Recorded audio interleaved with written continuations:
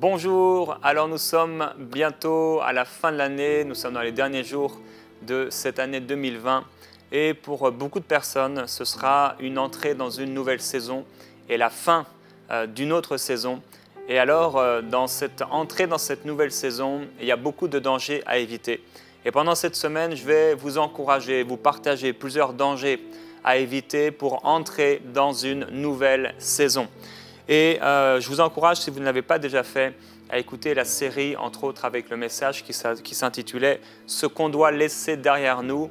C'est disponible sur la chaîne YouTube de MCI. Ça s'appelle donc « Ce qu'on doit laisser derrière nous ». Et en fait, toute cette semaine-là, c'est aussi une série que je vous encourage à écouter par rapport à ce dont on va parler aujourd'hui. Aujourd'hui, on va parler de ces tristesses qui peuvent nous amener en arrière. Certaines choses qui peuvent arriver dans la vie et qui nous ramènent en arrière, à ce que nous étions, à ce que nous avons laissé, peut-être des personnes avec qui nous marchions. Aujourd'hui et pendant cette semaine, je vais vous encourager à éviter de retourner en arrière, à laisser des choses derrière vous, à laisser des personnes aussi derrière vous, à garder et conserver des choses qui doivent être conservées, avec lesquelles vous devez entrer dans cette nouvelle saison, mais à éviter le plus possible toutes sortes de choses qui pourraient vous ramener en arrière, alors que Dieu vous appelle à aller en avant dans une nouvelle saison. Et je partage avec vous un témoignage de Daniel du Canada. Elle dit « Je veux vous remercier car à travers votre chaîne de télévision, j'ai de nouveau reçu l'appel de Dieu. Et de tout mon cœur et de tout mon être, je voudrais donner ma vie à Dieu, faire de ma vie un témoignage de sa présence. Je suis d'obédience catholique. Je n'aurais jamais souhaité cela dans ma vie, mais depuis 10 ans, je vis une vie de débauche. Car dans ma plus tendre enfance, je priais et je cherchais Dieu de tout mon cœur, puis j'ai été violé, abusé par quelqu'un qui se disait être un homme de Dieu. Par la grâce de Dieu, avec beaucoup de prières, j'ai pu sortir de ce tourment. En début de la vingtaine, mais après cette phase, j'ai détourné mon regard de Dieu, et j'ai commencé à donner mon corps à tous les hommes qui voulaient bien me témoigner de l'affection. Ce matin, dans Prière inspirée, a été mentionné que Dieu voulait guérir le cœur de cette femme qui s'est donnée comme un objet entre les mains des hommes et qui a laissé les mains de plusieurs hommes qui sont venus sur moi et que Dieu me demandait de m'humilier. En effet, je me souviens très bien d'avoir donné cette parole. Quand j'ai écouté cette parole, je conduisais, mais mon cœur a été envahi d'une force, d'une émotion que je ne saurais décrire. Et les larmes ont commencé à couler de mes yeux. Je pleurais, car c'était de moi qu'il s'agissait. Je revoyais mes péchés, le fardeau que je porte, les blessures qu'ils m'ont causées, le désarroi que j'éprouve de me sentir sale à chaque fois que j'allais avec un homme, sans pouvoir arrêter malgré le mal que ça me faisait, car j'étais à la recherche de reconnaissance. J'étais à la recherche de direction. Je voudrais vous dire merci infiniment, merci parce que depuis bientôt 10 ans, je marchais sans boussole, sans savoir où aller, me laissant guider par les désirs de ma chair. Oui, le péché a tapi à ma porte. Les larmes remplissaient mon lit tous les soirs. Puis un matin, il y a 6 mois, j'ai écouté les 28 minutes de prière le matin au réveil de prière inspirée. Depuis ce jour, pas une seule matinée s'est passée sans que je n'écoute vos prédications. Je voudrais dire merci car depuis ce jour, Dieu a fait un travail incommensurable dans ma vie. Mes mauvaises habitudes, le péché que j'ai laissé, les voies que j'ai délaissées. Je sais que le chemin est encore long pour moi, mais j'ai foi et je veux juste que ma vie soit le témoignage que Dieu peut nous sortir d'un fossé et nous reconstruire et nous pétrir différemment, quel que soit notre âge. Les fautes que nous avons commises, les voies que nous avons choisies, qui ne venaient pas de lui. Ce matin encore, j'ai eu la conviction que Dieu est amour, tendresse et pitié. Soyez bénis de ramener certaines âmes perdues comme la mienne à travers votre évangélisation. Je n'ai que de la gratitude à vous dire et à dire à notre Seigneur, notre Dieu. Gloire à Dieu pour un tel témoignage. Voilà un témoignage d'une personne qui a vécu une tristesse, ici un abus, et qui à cause de cela à marcher constamment en arrière. Et je prie, ma sœur, que vous puissiez toujours plus vous approcher du Seigneur Jésus-Christ. En lisant votre témoignage, j'ai vu que vous priez Marie et je voudrais vous encourager à ne vous attacher qu'à Jésus-Christ. Délaissez toute prière à des saints quels qu'ils soient.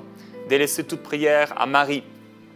Mais fixez-vous sur le Seigneur Jésus-Christ, car il est le seul garant, il est le seul qui peut vous sauver. Il est le seul qui peut vous libérer entièrement comme vous l'avez goûté. Dieu vous aime et Jésus-Christ ne vous rejette pas. Il veut que vous puissiez aller en avant car il vous aime. Alors, on va aller ensemble, frères et sœurs, aujourd'hui dans Genèse, au chapitre 29, et on va partager à propos de la vie de Rachel, un épisode de sa vie avec Jacob. Et voilà que Jacob va partir de la maison de son père, et il va se retrouver dans un endroit qu'il ne connaissait pas particulièrement. Il est écrit, alors qu'il va rencontrer des bergers, il leur parlait encore lorsque survint Rachel avec le petit bétail de son père, car elle était bergère. Lorsque Jacob vit Rachel, fille de Laban, frère de sa mère, et le petit bétail de Laban, il s'approcha, roula la pierre de l'ouverture du puits et abreuva le petit bétail de Laban. Puis Jacob donna un baiser à Rachel et se mit à sangloter.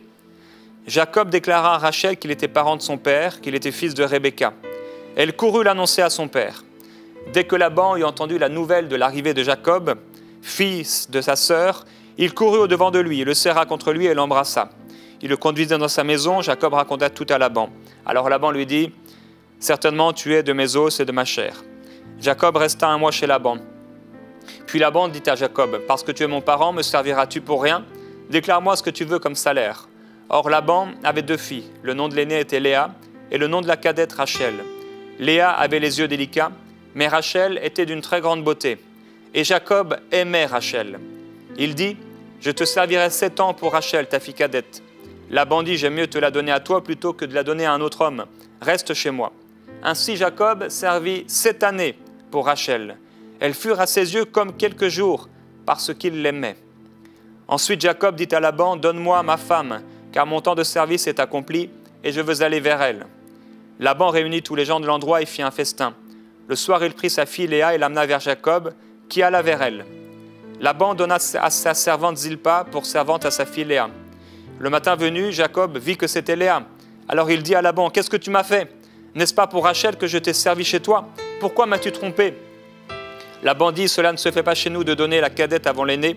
Achève la semaine avec celle-ci, et nous te donnerons aussi l'autre pour le service que tu feras encore chez moi pendant 7 autres années. » Un peu plus loin, au chapitre 30, au verset 1, « Lorsque Rachel vit qu'elle ne donnait pas d'enfant à Jacob, elle fut jalouse de sa sœur. Rachel dit à Jacob, « Donne-moi des fils, sinon je vais mourir. » La colère de Jacob s'enflamma contre Rachel et il dit, « Suis-je donc à la place de Dieu qui t'empêche d'être féconde ?» Un peu plus loin, dans le même chapitre,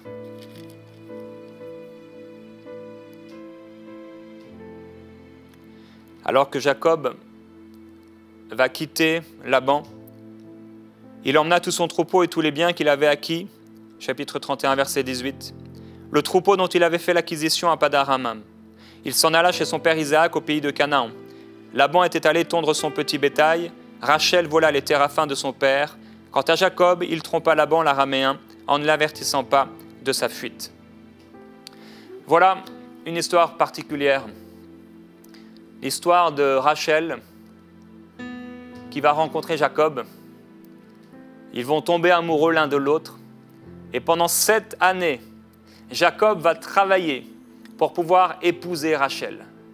7 années de fidélité, 7 années de persévérance, 7 années de patience pour pouvoir épouser celle qu'il aimait.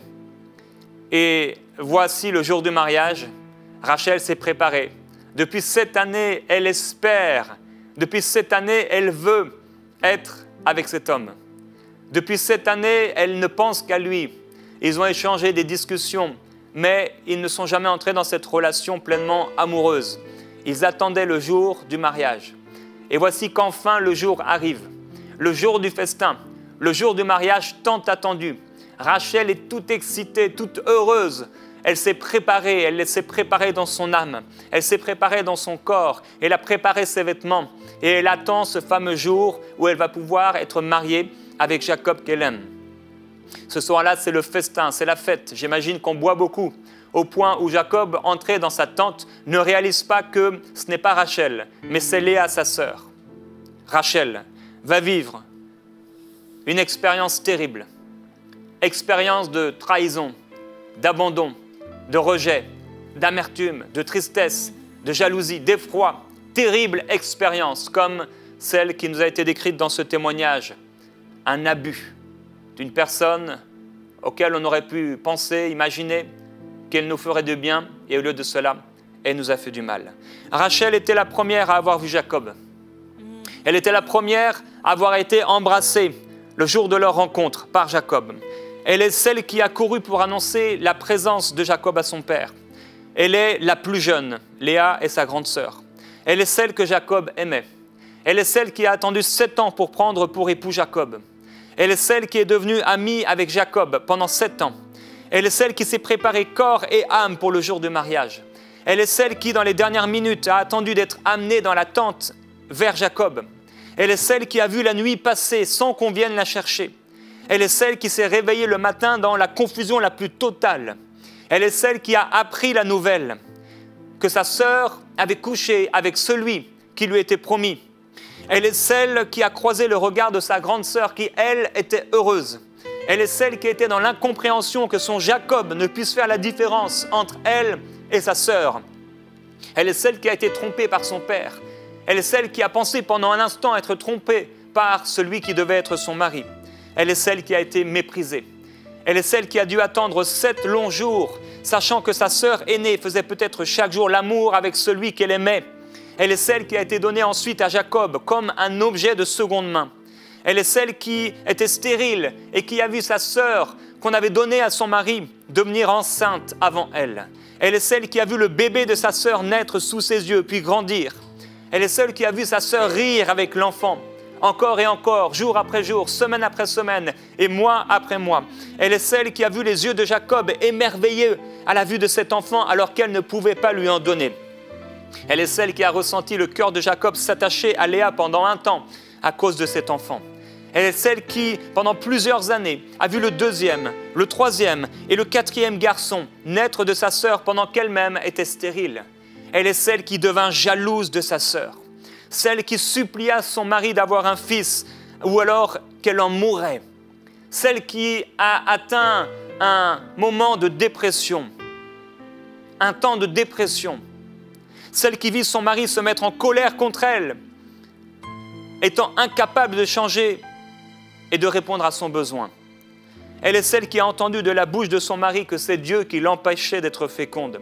Elle est celle qui arriva au point où, après plusieurs années, prit la décision de donner sa servante comme femme à son mari pour qu'elle accouche sur ses genoux et qu'elle devienne une mère par adoption. Elle est celle qui fut accusée par Léa d'avoir volé son mari. Elle est celle qui vit la servante de Léa être donnée à son mari. Elle est celle qui vit Jacob aller vers elle et lui enfanter 2 fils. Elle est celle qui vit Léa avoir encore 2 fils et une fille, la seule fille de la maison. Elle est celle qui se considéra comme une étrangère pour son père, ayant été vendue pour 7 ans de travail. Puis elle est celle qui vola les téraphins de son père en fuyant son père, se disant qu'elle était en droit de prendre les téraphins de son père parce qu'il avait usé de tromperie envers son mari. Elle est celle qui cacha son vol, le vol de ce téraphin à son mari Jacob. Elle est celle qui, lorsque Laban, son père, va venir auprès d'elle pour savoir qui a volé ses dieux, qui a volé ce téraphin qui était une idole de la famille, une possession comme un héritage familial, qui transmettait l'héritage familial. Et elle va cacher cette idole, ce téraphin, en s'asseyant dessus, mentant à son père en lui disant qu'elle avait ses règles et qu'elle ne pouvait se lever. Voilà une femme triste et malheureuse. Rachel a été complètement traumatisée, complètement déçue et amère dans l'âme de vivre toutes ces choses. Je ne sais pas ce que vous vivez, mais nous savons ce que Rachel a vécu. La Bible donne peu de mots par rapport à ce qu'elle a pu vivre à l'intérieur, ses sentiments. Mais la Bible nous dit que toutefois, elle nous dit quand même qu'elle a dit au bout d'un moment, si je n'ai pas d'enfant, je vais mourir. Elle est arrivée dans un état de dépression, un état de tristesse terrible, au point où dans cet état de tristesse, à cause de tout ce qu'elle avait vécu, elle sort de la maison de son père avec une idole, un téraphin. J'aimerais aujourd'hui vous parler de ce téraphin. Ce téraphin, c'était une idole. C'était quelque chose que les gens pouvaient avoir dans leur maison et qu'ils plaçaient là. Et c'était quelque chose qui apparemment était comme une preuve de l'héritage familial. Celui qui avait cette idole était comme celui qui avait aussi le droit de l'héritage familial. Et lorsque Rachel va sortir de la maison de son père, alors qu'elle a maintenant son mari, alors qu'elle a maintenant un enfant, un fils, Joseph, qui va devenir plus tard le grand Joseph, cette femme, à cause de sa tristesse, à cause de ce qu'elle a vécu dans la maison de son père, à cause de ses déceptions, à cause de ce traumatisme, à cause de cette amertume dans son cœur, à cause de cette trahison vécue de la part de son père, à cause de son père, elle va prendre ce téraphin, ce lien qui était la seule chose qui pouvait encore la ramener vers la maison de son père. Et au lieu d'avancer en avant, au lieu de continuer, alors que Jacob dit maintenant c'est le temps de partir, nous allons partir.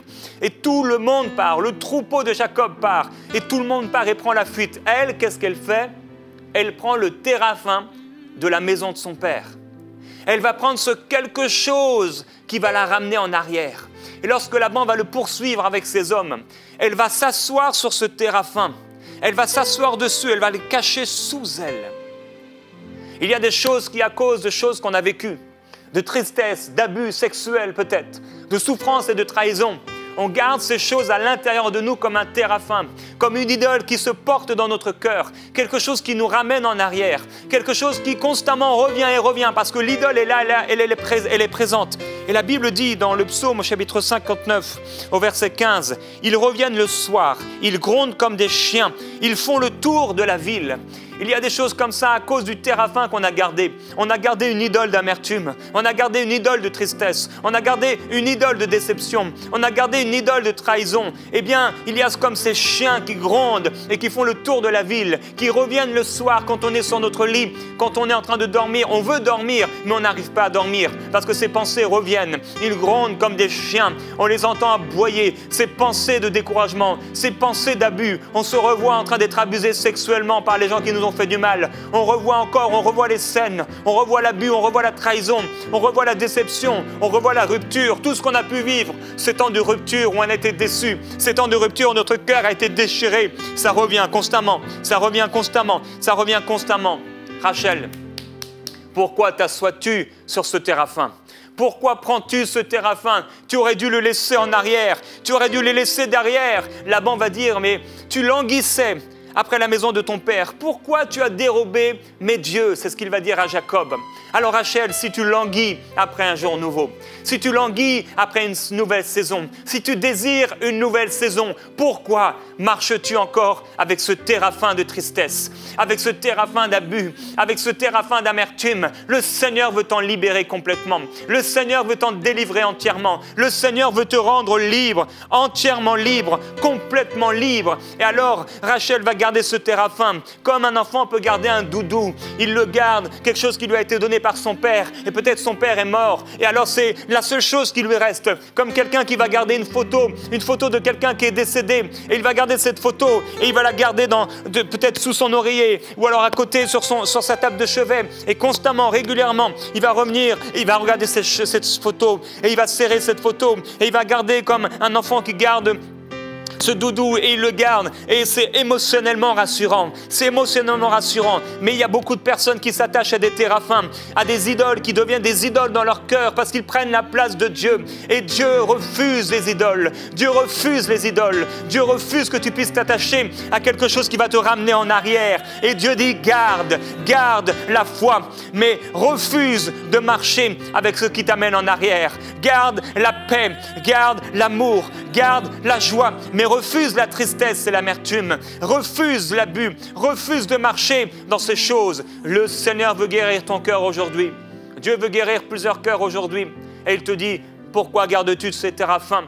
Tu t'es assis dessus.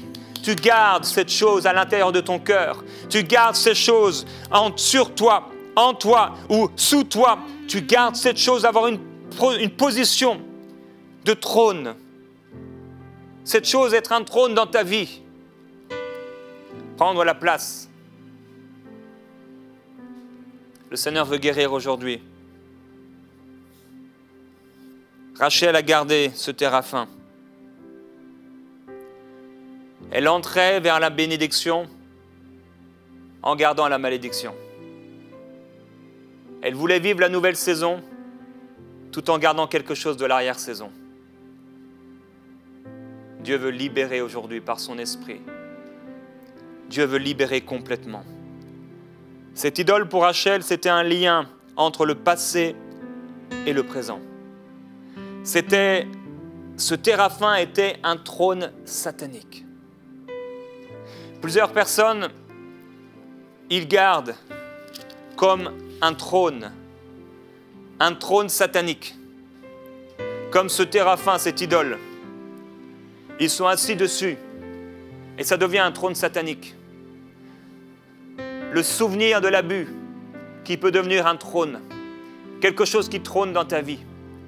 Le souvenir d'une rupture, quelque chose qui trône dans ta vie. Le souvenir d'une déception qui trône, ça devient un trône dans ta vie. Quelque chose qui siège.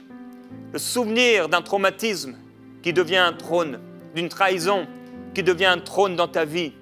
Mais Dieu dit, délaisse la colère. Laisse la haine. Laisse la haine. Aujourd'hui, au nom de Jésus-Christ, je veux prier pour toi.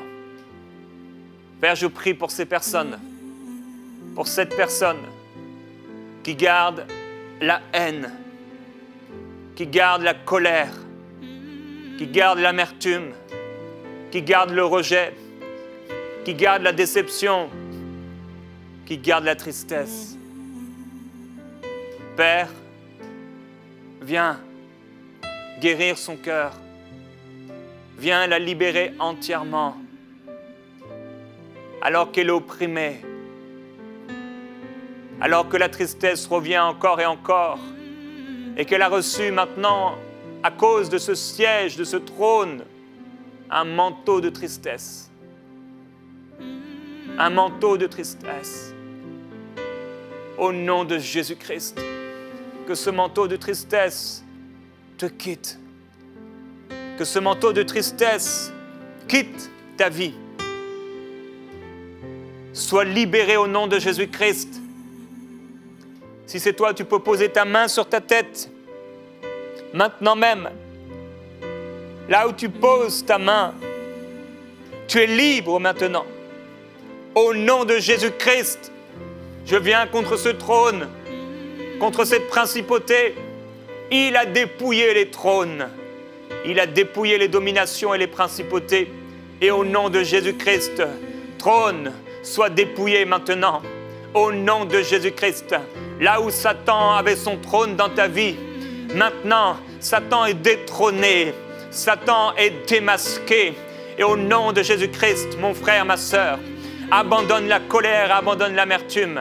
Maintenant, refuse à partir d'aujourd'hui ce qui t'a traumatisé, ce qui a créé en toi la tristesse, ce qui a créé en toi le rejet, ce qui a créé en toi la dépression, ce qui a créé en toi ce sentiment de trahison constant qui revient encore et encore, ce qui a créé en toi les traumatismes qui t'ont empêché de dormir, l'insomnie.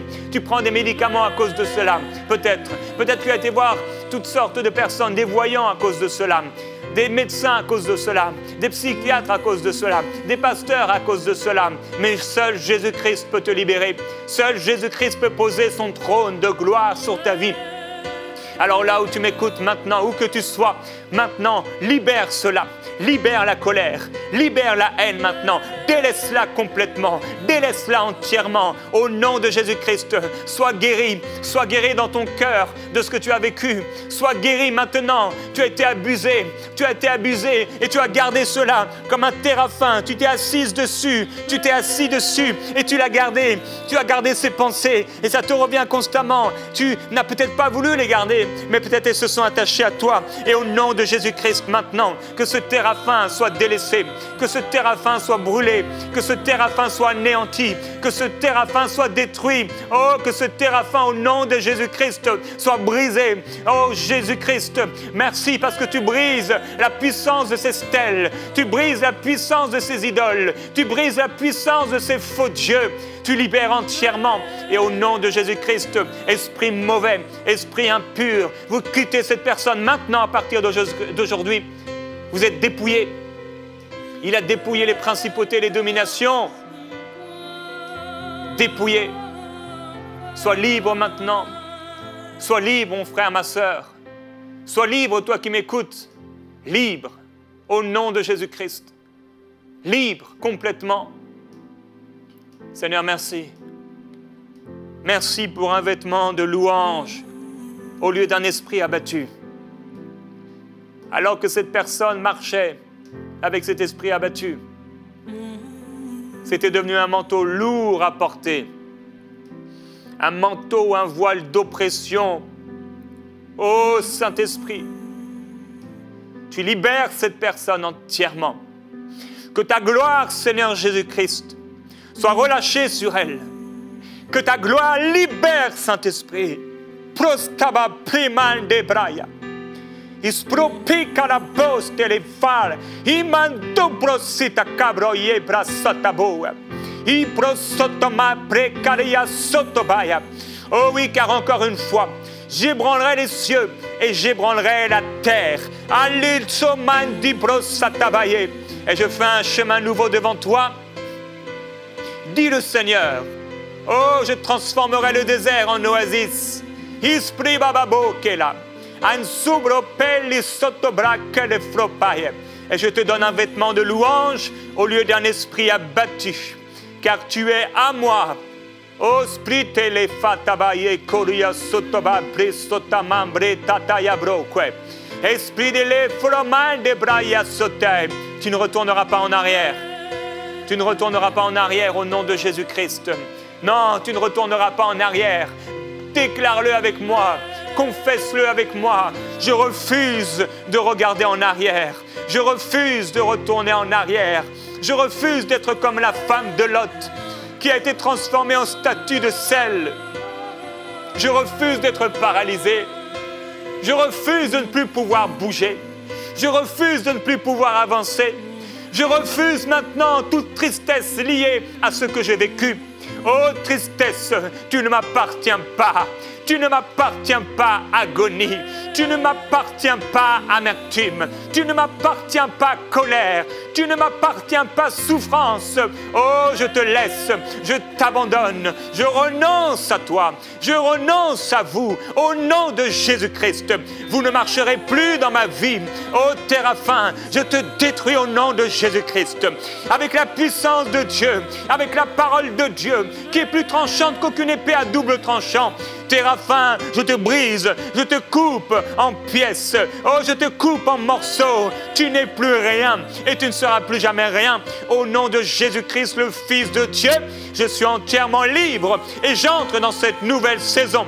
Je suis libre maintenant. À partir d'aujourd'hui, un homme nouveau, une femme nouvelle. Au nom de Jésus-Christ, je suis une nouvelle créature remplie du Saint-Esprit. Je marche vers l'avant. Je marche dans cette nouvelle saison. Et au nom de Jésus, ces souvenirs maintenant, ils sont détruits. Oh, dans la mer de l'oubli, il a caché, il a effacé, il a brisé tous mes péchés. Il a pardonné tous mes péchés et toutes mes iniquités. Toutes mes fautes ont été posées, ont été jetées sur lui. Il a été maudit à ma place et je suis béni de toute bénédiction spirituelle dans les lieux célestes avec Jésus-Christ.